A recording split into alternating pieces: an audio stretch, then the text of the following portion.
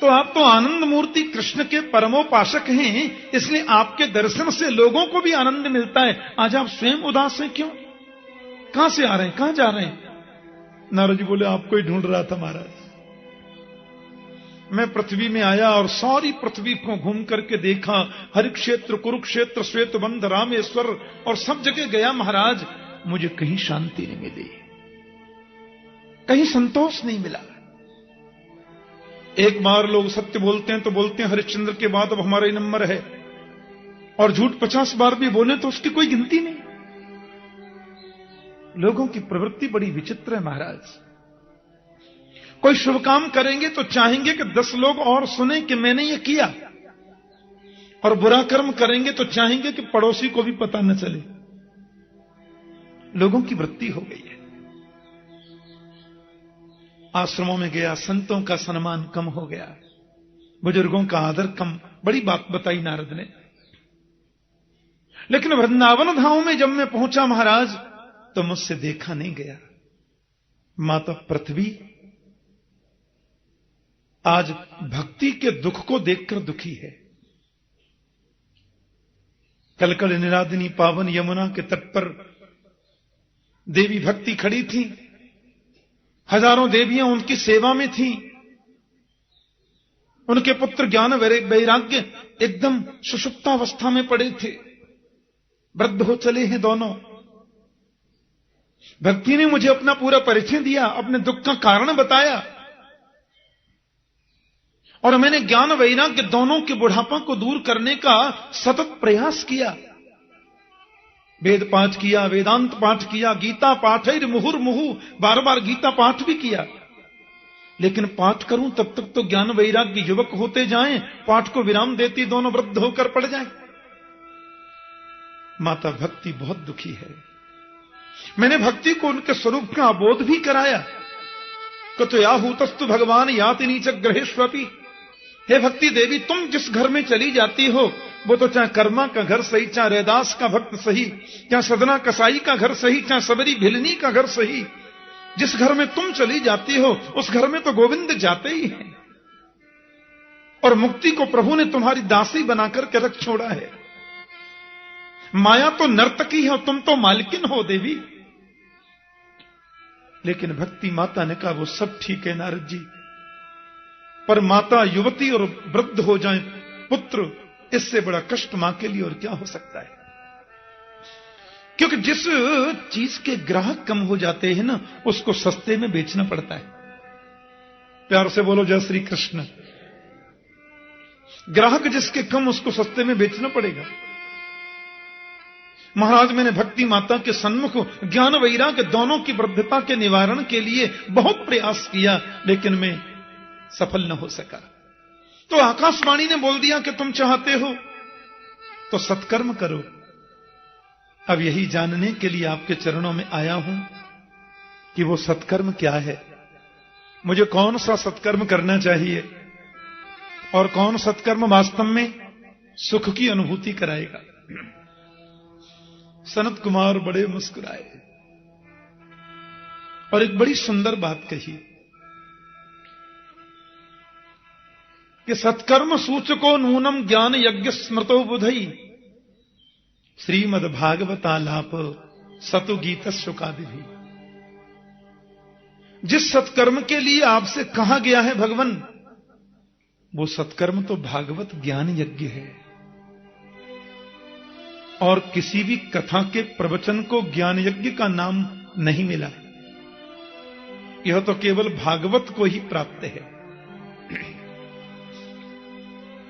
ज्ञान यज्ञ करो। नारद जी बोले, आप मजाक तो नहीं कर रहे? मैंने वेद का पाठ कर लिया, वेदांत पढ़ लिया महाराज, गीता पाठ भी सुना दिया, केवल भागवत से क्या होगा? सनत कुमारों ने सुंदर बात कही कि वेदो पनिषदा सारा जाता भागवती कथा। वेद और उपनिषदों का सार ही भागवत है। बल्कि आप यूं समझें कि वृक्ष का पूरा सार फल में होता है, वैसे तो पूरा वृक्ष ही रसमय है, पर हम ये सोचने लगे कि आम के वृक्ष में से जब फल निकलता है तो फल की प्रतीक्षा क्यों की जाए, डाली तोड़ के ही खाना शुरू कर दो ना। डाली तोड़ करके खाओगे तो दांत ही निकल जाएंगे, मुख तो मीठा नहीं हो सकता। लेकिन प्रतीक्षा करेंगे तो पृथक भूता फलाकृति, संपूर्ण वृक्ष का जो सार है वो फल की आकृति के रूप में प्रकट होता है। तो भगवान वेद हैं, कल्प वृक्ष, और फल की आकृति में उसका रस है श्रीमद् भागवत। इसलिए इसमें वेद की निंदा नहीं है ऋषिवर। हम तो ये बताना चाहते हैं कि संपूर्ण वेद और वेदांत का जो सार है वही श्रीमद् भागवत है। बिना वेद के भागवत नहीं है, लेकिन वेद का सार ही भागवत है। नारद जी बोले वो तो ठीक है महाराज, लेकिन आप भी फक्कड़ और मैं भी फक्कड़। बोलो जय श्री कृष्ण। क्यों? अरे महाराज अब आप भी ठहरे महात्मा और मैं भी ठहरा महात्मा। पहले तो ये कथा कराई कहां जाए, दूसरी बात ये मैं चाहता हूं कि आपके श्रीमुख से हो जाए। अब कैसे पंडाल बने, कैसे क्या व्यवस्था हो, भक्ति माता वृंदावन में, आपको वृंदावन चलना होगा। सनत कुमार उनका देखो, भक्ति माता से प्रार्थना करो कि थोड़ा वो आगे आए, थोड़ा हम नीचे उतरें, बीच में मिल जाए। बोलो जय श्री कृष्ण। क्योंकि सनत कुमार जी बैठे बद्रीनाथ में और भक्ति माता है यमुना के किनारे वृंदावन धाम में, और बद्रीनाथ और वृंदावन के बिल्कुल बीच में जो जगह आती है वो है हरिद्वार। हरिद्वार से बिल्कुल उतना ही आगे बद्रीनाथ है और उतना ही पीछे वृंदावन धाम है। तो हरिद्वार के पास में गंगा तट पर एक आनंद नाम का तट है। और देखो नारद जी, बात यह है कि वहां बहुत विशाल बट वृक्ष है, और बट वृक्ष की छाया इतनी दूर दूर तक जाती है कि वहां बिछायत की जरूरत नहीं, उसकी छाया में संत बैठ जाएंगे कथा सुनने। और बट वृक्ष के नीचे जो चबूतरा है वहां बन जाएगी व्यास गद्दी। और क्योंकि वृक्ष के नीचे बालुका रहती है ठंडी, इसलिए फर्श की भी जरूरत नहीं। भक्ति माता को आमंत्रित करो। भक्ति माता को आमंत्रण भेजा, व्यास गद्दी लगी और सनत कुमार जी वहां पर विराजित हो गए। अब तो पता चला कि सनत कुमार कथा कर रहे हैं। बड़े बड़े संत महात्मा, बड़े बड़े अमलात्मा ज्ञानी, बड़े बड़े योगी जन पधारे। बल्कि लिखा है कि 4 वेद, 6 शास्त्र, समस्त इतिहास पुराण, वेद की ऋचाएं, मूर्तिमान संत बनकर वहां कथा सुनने आई। भागवत की कथा को तो शास्त्र भी सुनते हैं। पशु पक्षी जीव जंतु स्थावर जंगम अंडज उद्भिज स्वेदज जरायुज सब आए मान सुन। ऐसा रस प्रवाह बह रहा है।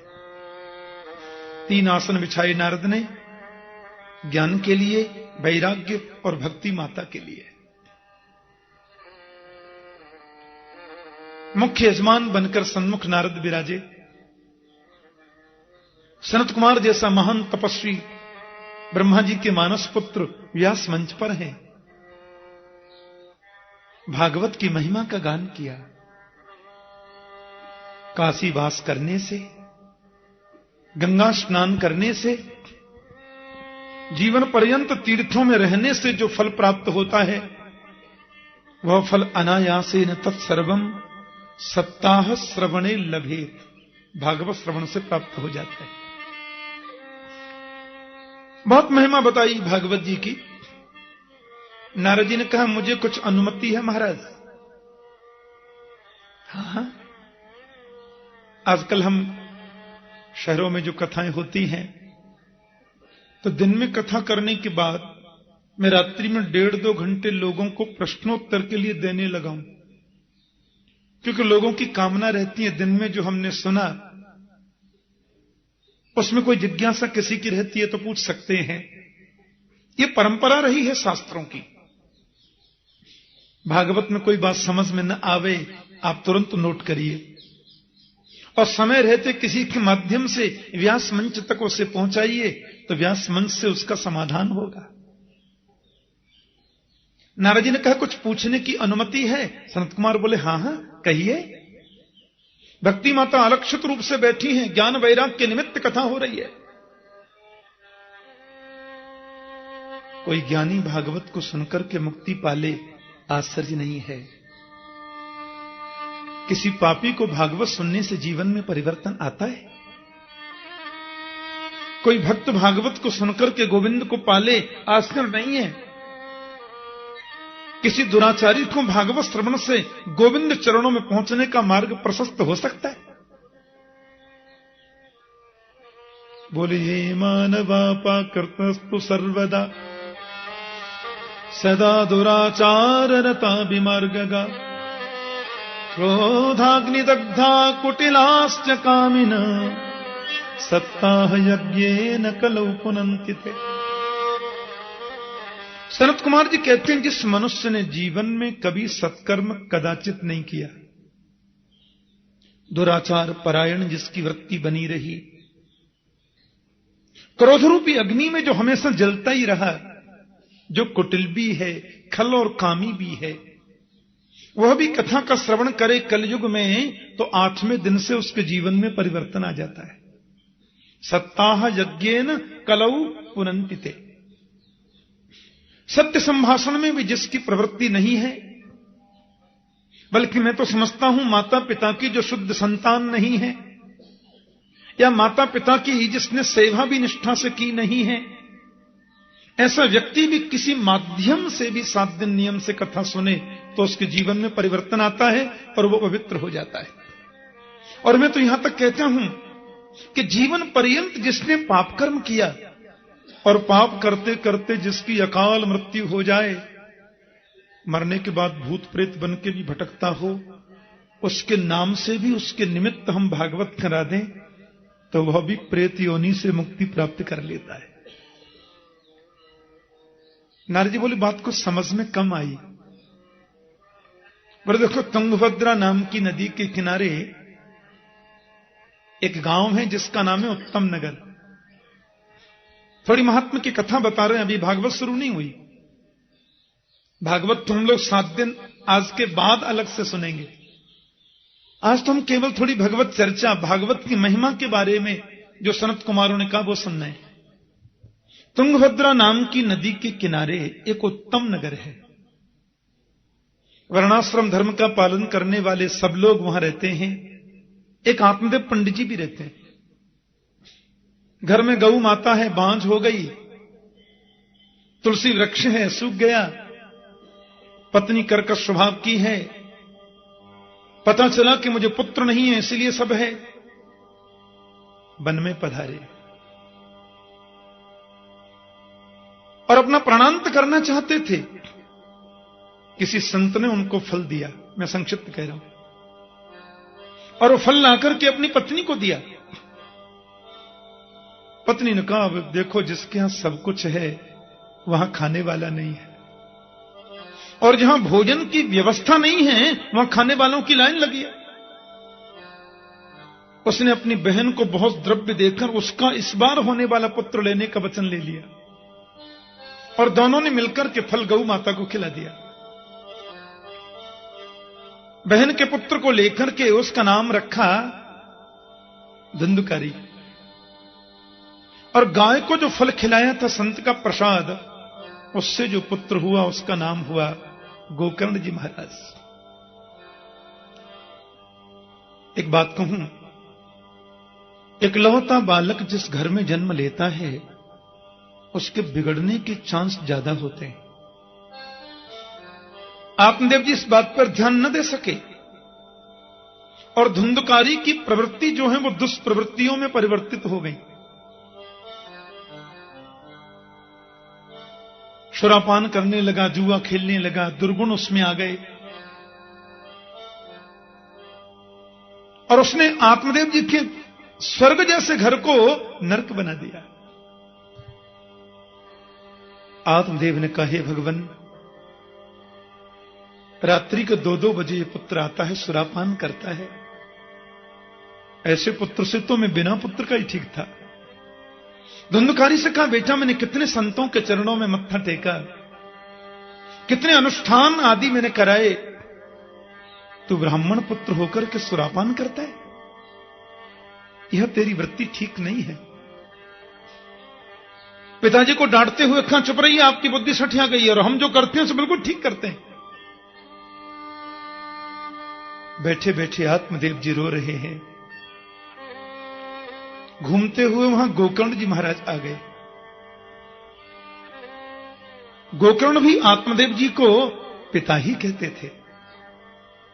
पिताश्री, क्या बात है? आजकल कुछ दिनों से मैं देख रहा हूं आप काफी चिंतित रहते हैं। आत्मदेव ने कहा, बेटा मेरी समझ में नहीं आता, मैं क्या करूं? यदि घर में रहूं तो रहूं कैसे? धुंधकारी ने इस घर को नरक बना दिया, और घर छोड़कर के वन में जाऊं तो जाऊं कैसे? मन में इतना प्रबल वैराग्य नहीं है। मेरा मार्गदर्शन करो गोपुत्र। गोकर्ण जी महाराज ने जो आत्मदेव जी को उपदेश दिया है ना, बड़ा अद्भुत है। देहे स्तिमांस रुधिरे अभिमतिं त्यजत्वं जाया सुतादिषु सदा ममतं विमुञ्च पश्यानि संजगदिदं क्षणभङ्गुनिष्ठं वैराग्य राग रसिको भवभक्तिनिष्ठ। गोकर्ण जी कहते, पिताजी सबसे बड़ी तो मनुष्य की गलती यह है कि वो शरीर को ही आत्मा मान बैठा है। हमें यह समझना होगा, इसको जानना ही होगा कि मैं शरीर नहीं हूं। त्वक चर्म मांस रुधिर मेद मज्जा हड्डी, इन सप्त धातुओं से बना हुआ जो शरीर है वो मैं नहीं हूं। मैं तो दिव्य चिन्मय शाश्वत अविनाशी आत्मा हूं। इसलिए शरीर के प्रति जो देहात्माभिमान है, उस अभिमति को त्यागना होगा। और तात्विक दृष्टि से यदि देखें, आप लोग जब कथा सुन के आज जाने, प्रैक्टिकल की बात बताता हूं। कथा सुनकर के अपने घर आप जाएं, एकांत में बैठ जाना, कमरा बंद कर लेना, और अपने आप से प्रश्न करना कि मैं कौन हूं। यदि आपको सही जवाब मिला है तो समझना आपने भागवत सुनी है। आखिर मैं क्या हूं? मैं आंखें हूं?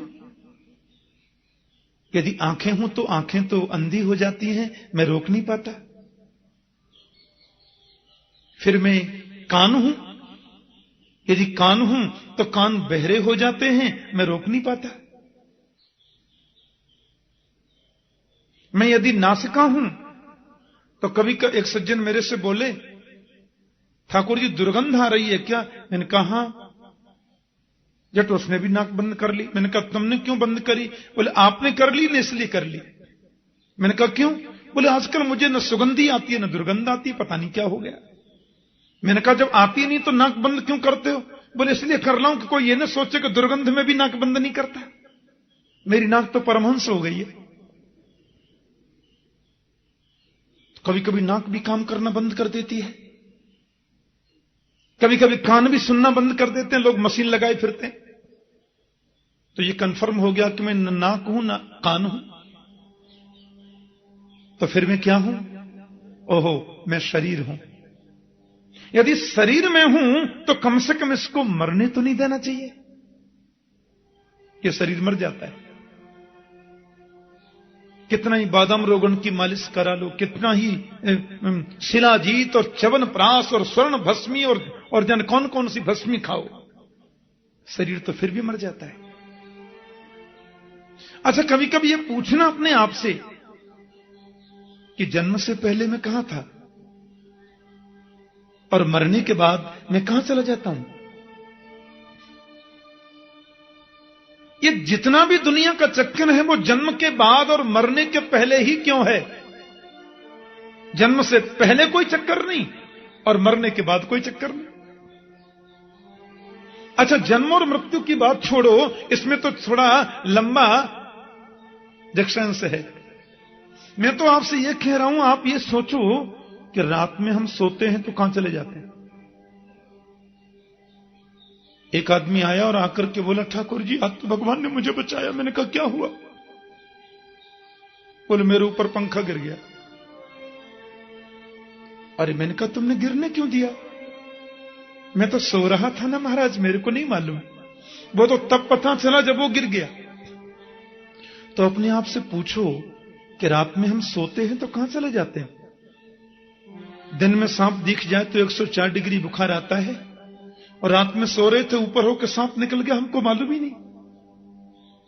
ये जितना दुनिया का चक्कर है वो जागने के बाद और सोने के पहले ही क्यों है?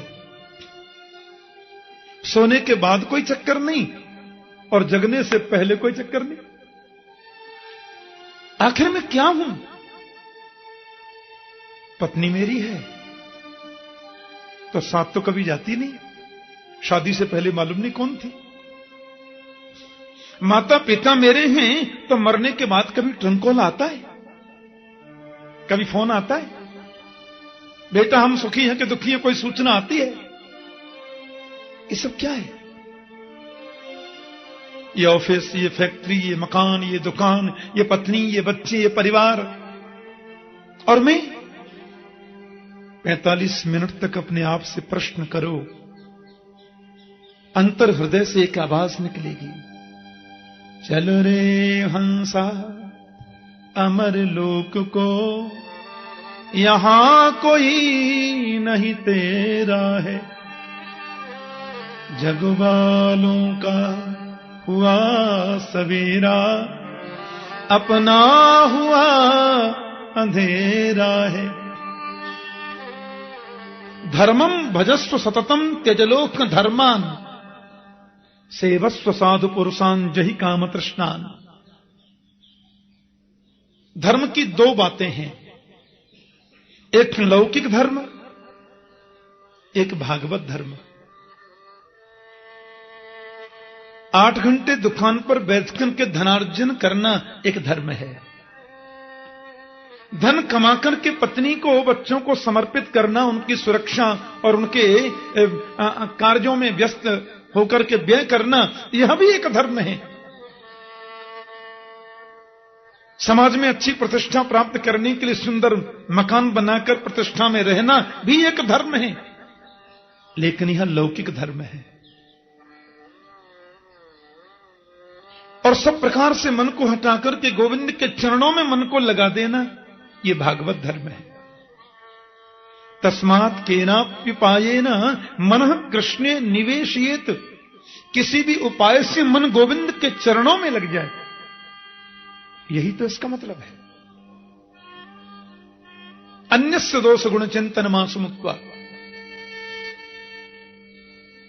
आप कहते हैं कि वन में जाऊं तो कैसे, मन में वैराग्य नहीं है, और घर में रहूं तो कैसे, घर को नरक बना दिया। वन में जाने से होगा भी क्या? वन में जाने से भगवान मिलते होते तो शेर का तो जन्म ही वन में होता है।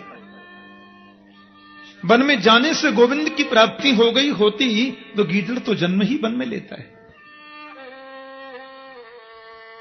मनः एव मनुष्याणाम कारणं बंध मोक्षयो, बद्धं तु विषयासक्तं मुक्तम निर्विषयम मनः।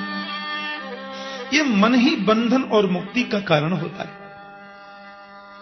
मन विषयों के प्रति आसक्त है तो हम बंधे हुए हैं, और मन विषयों से अनासक्त हो गया तो हमारी मुक्ति है। कबीर जी कहते हैं, मन के मारे बन गए बन तज वस्ती माहे, कह कबीर मन लालची ये कहूं ठहरत ना है। मन के हारे हार है, मन के जीते जीत, मन ही मिलावत राम सो मन ही करत फजीत। यह तो गति है अटपटी झटपट लखहि न कोई, जब मन की खटपट मिटही तो चटपट दर्शन होए। जिस दिन मन की विकृति सत्कृति में परिवर्तित हो जाएगी, उसी दिन गोविंद मिल जाएगा। इसलिए मन को एकाग्र करें और घर को ही वन बनाएं। और मुझे ऐसा लगता है पिताश्री, मन को आप गोविंद में नहीं भी लगा पाते हैं तो तन से ही उनकी सेवा करें। आप तन से गोविंद की सेवा करेंगे तो गोविंद के सेवा का यह परिणाम है कि मन को वो स्वयं आकृष्ट कर लेगा, मन को वो स्वयं खींच लेगा और मन की विकृति को मिटाएगा। करसती जीवानाम चित्तमिति कृष्ण, अपनी प्रिया माधुरी, सरस माधुरी, ललित माधुरी, रूप माधुरी के माध्यम से जीव के हृदय को जो अपनी ओर आकृष्ट कर ले, उसी का नाम तो कृष्ण है। आत्मदेव जी वन को चले गए। धुंधकारी मां को मारने लगा तो मां कुआं में गिर गई और वो गोकर्ण जी तीर्थ यात्रा में चले गए। वेश्याओं को लाके घर में रख लिया। वेश्याओं ने एक दिन धुंधकारी को मार दिया, जमीन में गाड़ दिया, धन संपत्ति लेके चली गई। तो प्रेत बनकर के धुंधकारी भटक रहा है। और गोकर्ण जी महाराज को जब ये पता चला कि आत्मदेव जी का पुत्र धुंधकारी इसी महल में प्रेत बन के पड़ा है, भगवान भुवन भास्कर सूर्य के चरणों में प्रणाम किया। इमद भागवतान मुक्ति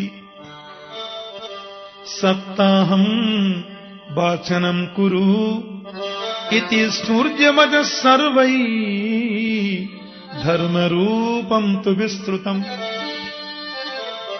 भागवत की कथा का आयोजन करो।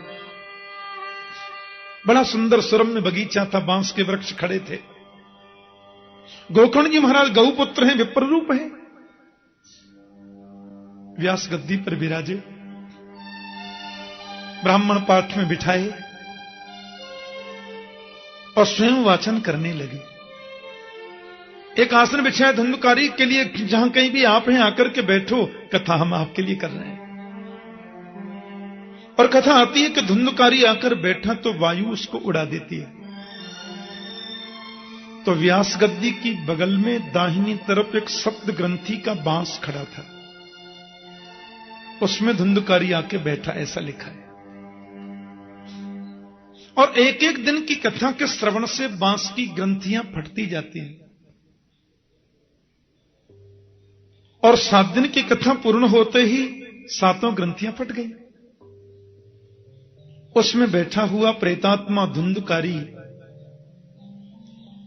देवरूप बन गया। भाई जी, आपने बहुत बड़ी कृपा की, भागवतामृत पान कराया, मेरा जीवन धन्य हो गया। देखिए, भगवान के धाम से विमान आए और मैं तो बैकुंठ जा रहा। जैसे ही वो विमान की ओर बढ़े, गोकर्ण जी ने भगवत पार्षदों से प्रश्न किया, ऐसा लिखा है। बोले साहब ये क्या हो रहा है? बोले जी वो बात यह है कि ये धुंधकारी ने बड़े प्रेम से कथा सुनी है ना जी, तो इनके लिए हम लोग विमान लेकर के आए हैं और ये बैकुंठ जाएंगे। बोले भेदभाव क्यों? अत्रैव बहवः सन्ति श्रोतारो मम निर्मला आनी तानी विमानानि न तेषां युगपत् कृतः। भागवत श्रवण करने से व्यक्ति को मोक्ष मिलता है, ये बात यदि सत्य है तो यहां हजारों लोगों ने कथा सुनी, फिर आप सबके लिए विमान लेकर क्यों नहीं आए? भागवत सुनी हजारों ने और विमान आया अकेले धुंधकारी के लिए, ये तो भेदभाव है। ऐसा क्यों? तो प्रभु के पार्षदों ने बहुत सुंदर जवाब दिया। श्रवणस्य विभेदेन फलभेदोऽत्र संस्थितः श्रवणं तु कृतं सर्वैः न तथा मननं कृतम्। श्रवण के भेद से फल में भी भेद हो गया। भागवत तो वही है, पर श्रवण करने वालों की जो पद्धति है उस पद्धति के भेद से कथा के फल में भेद हो गया।